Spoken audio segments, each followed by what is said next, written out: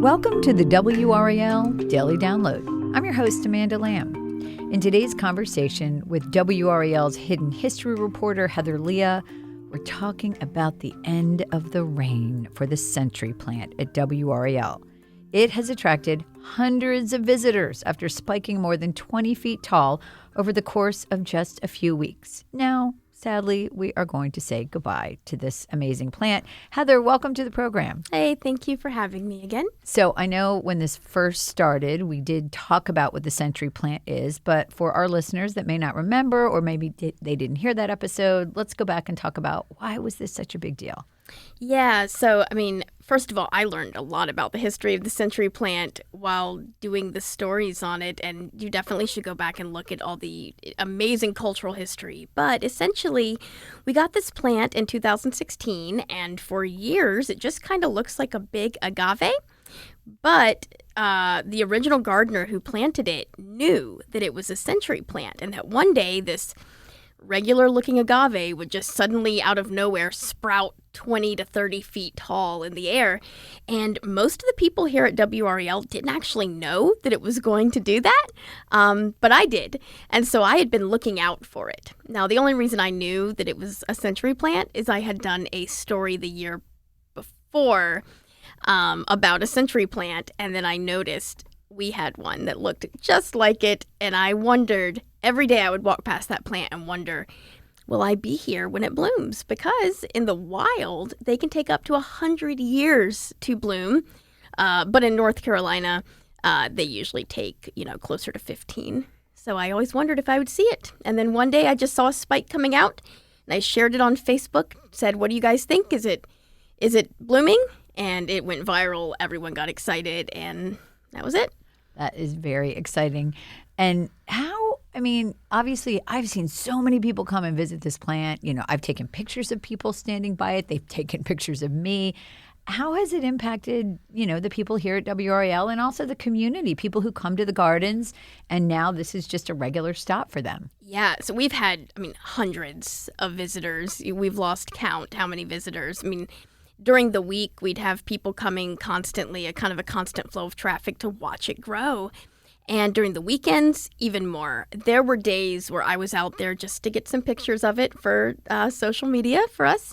And there'd be a crowd out there, and they'd start asking me questions, and I would become this unofficial tour guide telling them about our century plant because I've been doing the stories on it and all the interviews about it. So it was so much fun to get to meet with community members and just talk to all of you about what this plant was and how exciting it is.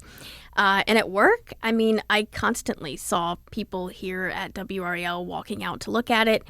We watched it grow from, it was already a big agave plant, about 5 feet tall, but kind of this surprise growth coming out of it. And we're watching it and wondering how tall it's going to get together and sharing on Facebook, hey, look, it's starting to grow flowers. Hey, look, it's 20 feet tall. Hey, look, it's finally starting to attract bees and birds and other pollinators. It's just been something we've all kind of enjoyed together. Okay, great. Well, we will talk more about this after the break.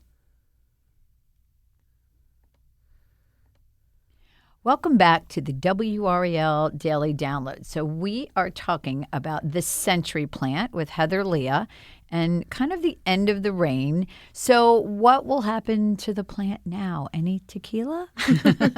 So there's a lot of people asked about that while the plant was growing because century plants worldwide, and specifically they originated in South America and Mexico, are known for creating mezcal.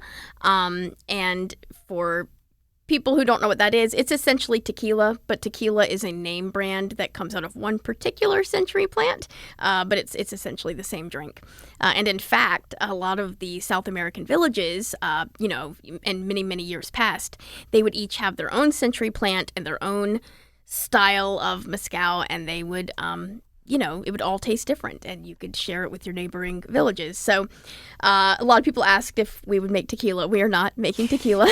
I think you're going to encourage some people, though, to get a century plant, grow it, so they can make tequila. Yeah, no, we get a lot of questions about that, but no tequila. However, I did talk to our gardener, Now, he did say he took some of the seeds, isn't the right word, but some of the pieces of the plant that potentially could grow other plants. And he says that he is going to see if they take. Sadly, from what I hear from a lot of experts, it is unlikely that we will be able to grow another plant from this plant. But we're going to try. So there's a possibility, but it's not likely. However, they do have some plans for what they're going to put in its place. Next week, they are going to cut down the plant. And now, the reason they're cutting it down, if you haven't seen it in a while, it's starting to, rot and the flowers are wilting. And really, for safety, they want to go ahead and remove it so it doesn't fall over, hurt anybody.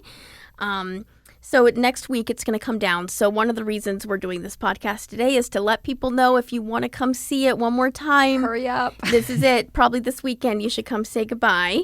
And then we apparently, from what I've heard, are going to get another century plant in its place. Very cool. When is that happening? So it looks like September. We're trying to get it from the Juniper Level Botanic Garden Plants Delight Nursery. That's the place where we got this one.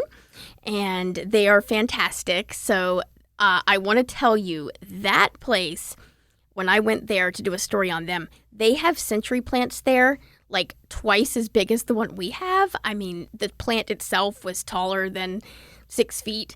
Those plants will likely bloom to 30, 35 feet, maybe even bigger. So if you love century plants, Juniper Level Botanic Garden is a really cool place to go. We had one blooming. They had like 9 blooming at the same time, and they're all huge and different varieties. But we're going to get one from there, and we'll have another century plant. I don't know exactly what kind of century plant. It might be the same. It might be different. And we'll wait for that one to bloom. But we will not see that in our lifetime, probably. Maybe. It could be. It depends on how old it is, right? Okay. So if they get one that's already 7 or 8 years old, then maybe in the next 7 or 8 years, we will see it. We'll just have to see. It'll be another big, exciting thing. Because it's rare that they bloom, that's what makes it beautiful and exciting. So we'll have to wait and see the next time it comes around. Well, this has been a lot of fun talking about this, and I'm so glad when it first started that you brought it to our attention. And really, if people come to see this plant, they can also really enjoy our azalea gardens, which are absolutely beautiful. So there's a lot there. Heather, where can people find your stories? You can find my stories on WRAL.com and search Hidden History and look for them there. Heather, as always, thank you so much for sharing this fascinating story with us. And if you would like to hear more episodes, please follow WRAL Daily Download in Apple Podcasts, Spotify, or just about any podcast app. Once you follow the show, you'll automatically get new episodes every weekday. As always, thanks for listening to the WRAL Daily Download.